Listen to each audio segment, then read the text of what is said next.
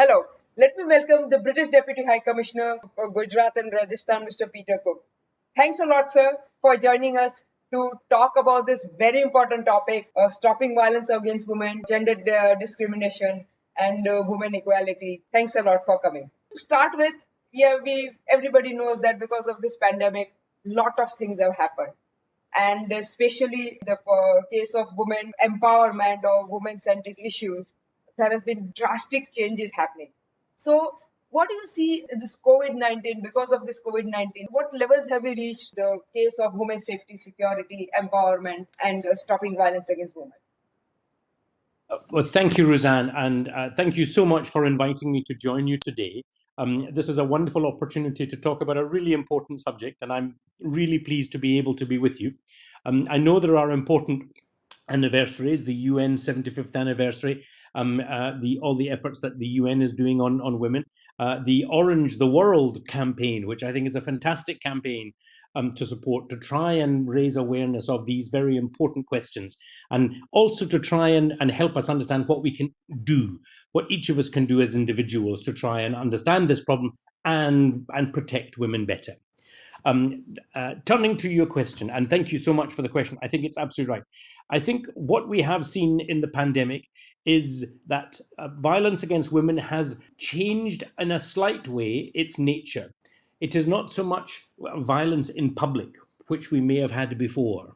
It's not so much that they are under pressure in public places, on the transport, in their offices, because we've all now changed our habits to work more from home, to work in domestic settings with smaller groups of people, quite clearly because of the pandemic. But we must not, and this is really important, we must not misunderstand that violence against women is still taking place in the home. It's still taking place in our communities, where we know that the pressures of a pandemic have given rise to even more stresses: mental abuse, physical abuse, actual violence against women has taken place all over. It's been particularly prominent in the UK, but I know it is also very prominent in India. And in many other countries around the world, I'm sure it is also true. We notice that domestic violence has increased, that the pressures on women have got a much more intense, because they are not able to escape into public spaces where they have been safe before. They perhaps don't have the relationships with other public figures where they can raise their voice, where they can speak out against this, but most importantly, where they can receive support from organizations, from NGOs, from other individuals in their community who could be supportive, who can offer them some protection. And so it's vital that these messages get out to the communities, get out to the women who are suffering this terrible problem, terrible situation. And I really want to express to them, we are here, we're still listening, we're still committed to trying to give you all the support and all the protection we can. Thanks, that was a big mood booster. I would like to understand and know that the British Deputy High Commission in India and the High Commission in India with the NGO partner, what are the steps which are being taken to curb or prevent, or stop these violence against women activities or gender discrimination, inequality, all that? So what steps are you taking with them and doing something concrete? Well, thank you. That's a big challenge. And of course, there is a lot we could be doing more. And I recognize we should and could be doing more. Inevitably, it boils down to the lack of resources we all have, the amount of money we can devote to these kind of activities. But it does not minimize at all our determination to make a difference. Some of the examples, we've done an awful lot of work on advocacy, where we are trying to work with partners to raise attention to this problem, working with the police, working with the judicial authorities to draw attention to the problem that this still exists, and that they need to show zero tolerance for violence against women. They need to make sure that real support available, women police officers, women's police stations, where they are able to go in still safe, where they can have these conversations without feeling threatened, where men will listen and listen carefully, where their views will be understood, respected, and dealt with. And so we want very much to continue that advocacy work, because we think that by encouraging others to take this seriously, to put it at the top of the priority list, is how we get some change, is how we improve the actual circumstances for women in the street.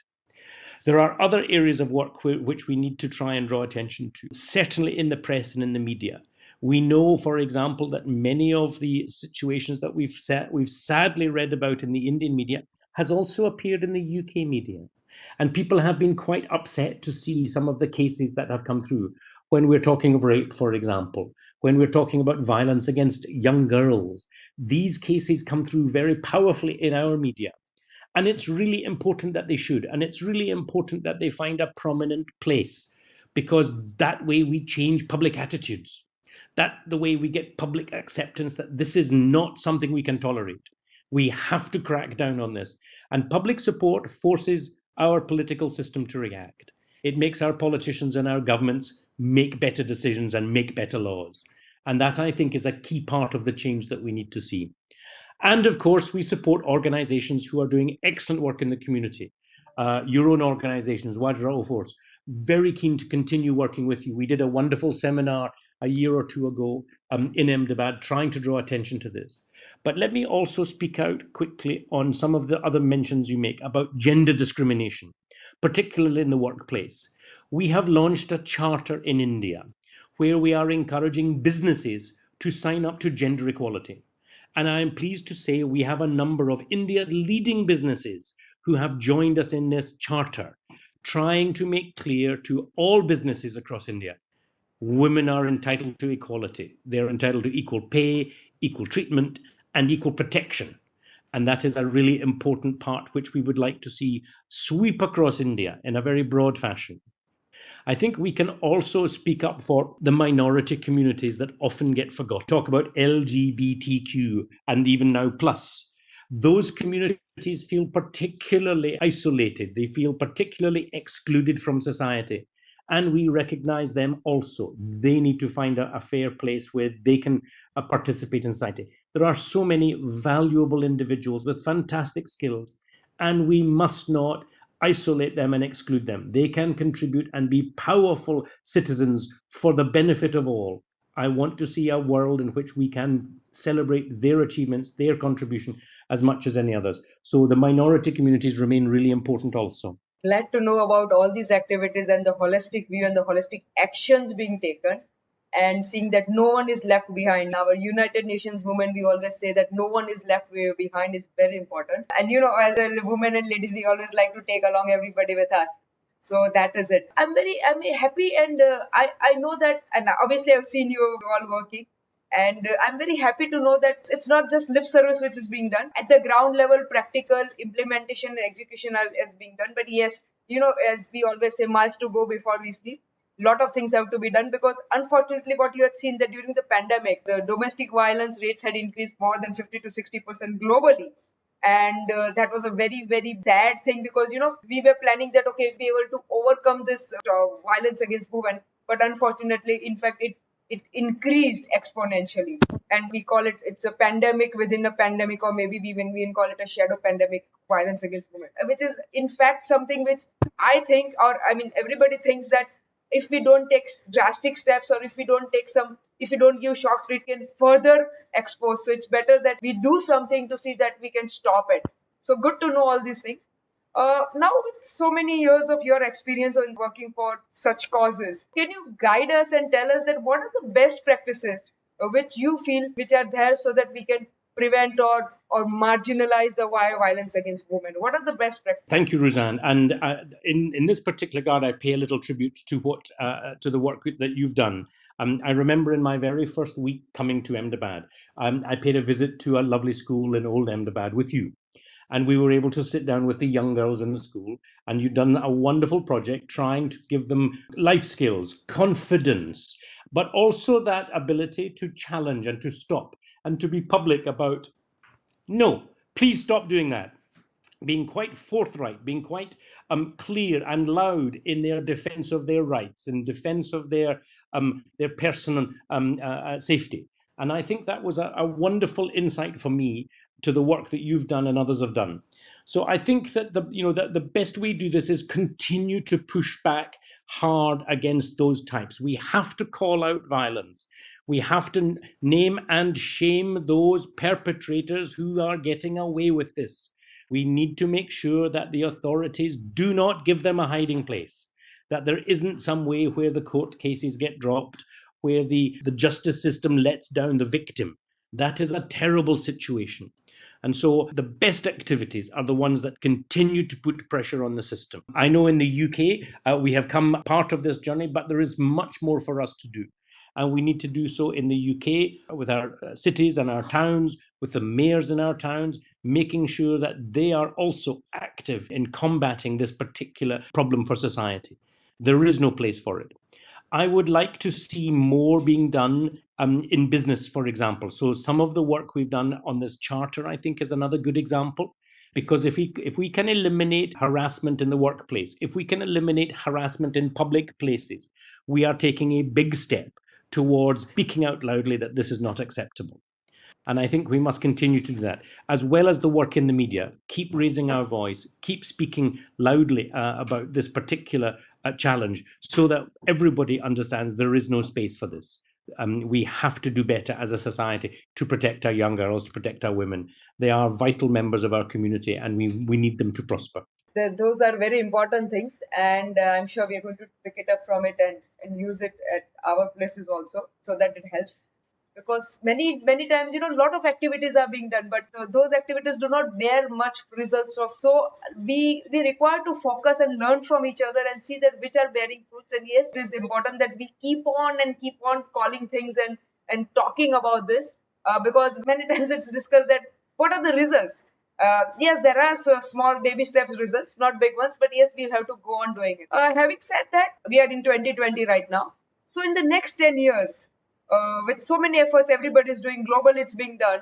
In the next 10 years, what are the results which you are seeing that we can results to see that have we stopped or prevented violence against women, gender discrimination? What are those results? Well, thank you. I think that the most important steps that we can take now are to tighten up on the legislation and to tighten up on the implementation of that, because there are still very important gaps. We've had some significant achievements protecting minorities, advancing LGBTQ rights. These have been really landmark moments in India, and I would love to see more of that being put into place. I think my best hopes, I worry a lot about rural communities, where sometimes it takes longer for these attitudes to change, where it takes longer for the news to reach these communities of what is right, what is wrong, what is acceptable, but most importantly, what is not acceptable. And I worry for the women in some of these rural communities, because I suspect they are in an extremely vulnerable situation, because they are a long way from support. They are a long way from help and protection. And we need, I think, to find better ways to reach out to them. And so one of the things that I'm very keen to do is to think about how we can communicate with them, how they can make sure they are not alone. We have technology now that helps. So I would love to think that we can somehow enable the technologies to be better, where we can have alert systems, where there are simple ways for women to raise their voice, raise their alarm when they are under threat, where they are being attacked, or where they're in situations where they feel particularly threatened, because that's when the public can react quickly. We can all rush to that lady's defense. We can rush to protect that woman, because no one will carry this out in public. This is one of the secret ills of violence against women. It is always done under dark, behind closed doors. It's always done when people will not see. We have to be brave and walk into the dark and make sure that it is safe for them. So I would really like to see how we can protect vulnerable women in those circumstances. I think in 2030, what I would like to think is that we have established the legislation, that we've got in place the protections, and now we need to implement it. Now we need to make sure that women know how to access that support, can get the protection that they require, and that it is easy and on hand. So whether it is a question of enabling the police to be able to go to these places quickly, or even to go to community leaders, or go to other people in their own society nearby that can protect them and say, no, there is a safe haven for you. You can come here and we will make sure nothing bad happens to you. And I think it's really important that we challenge some of the cultural stereotypes. That's a long battle. I don't see that changing soon. I'd love to think in 2030 we've solved that. That's going to take a longer process. It's education. We have to make sure that people understand that violence is not part of our culture. It was never part of our culture. It's got nothing to do with history.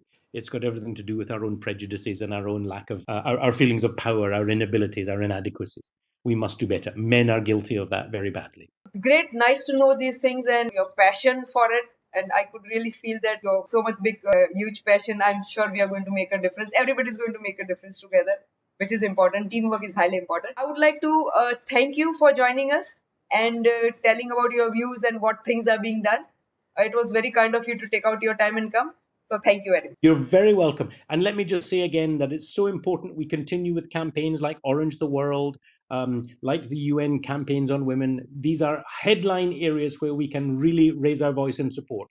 So I'm delighted to join you, delighted to support this cause, and I look forward to doing this and many more things in support of this really important issue.